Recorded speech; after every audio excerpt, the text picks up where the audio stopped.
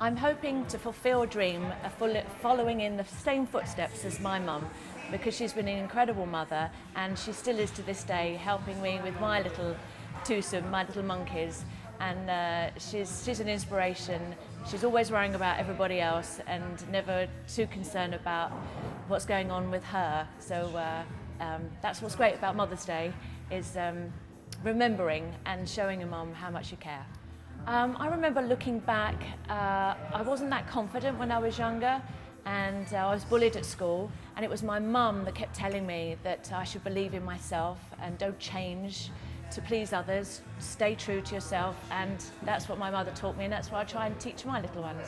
Yeah, for being tall, for speaking nicely, for whatever. I think I didn't fit in with the mould, so yeah. You know, so that's a story.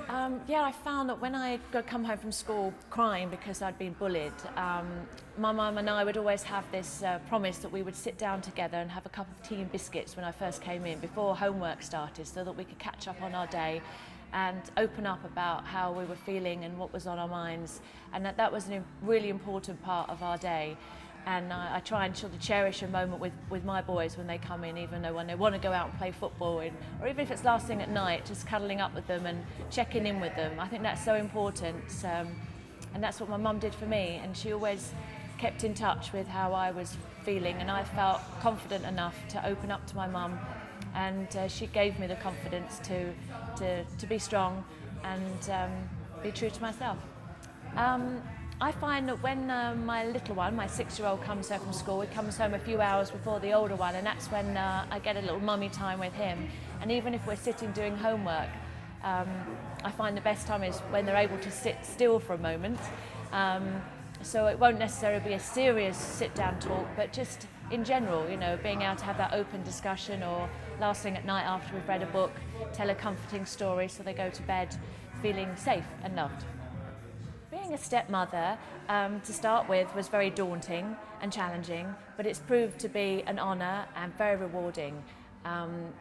When I first met my husband, 15 years ago, I think his youngest was 5, and then they sort of went into their teenagers, and the oldest was 21. So I got to see the different stages that children go through and the challenges that they hold, but the rewards as well. And it's been a learning curve, but a wonderful one. And it's so lovely that we're all so close, and they will turn to me for advice, talk about dad, talk about boyfriends, career choices. So it's a big happy family now. So we, together, Rod and I, we have a grandchild. Well, I'm step-grandmummy anyway.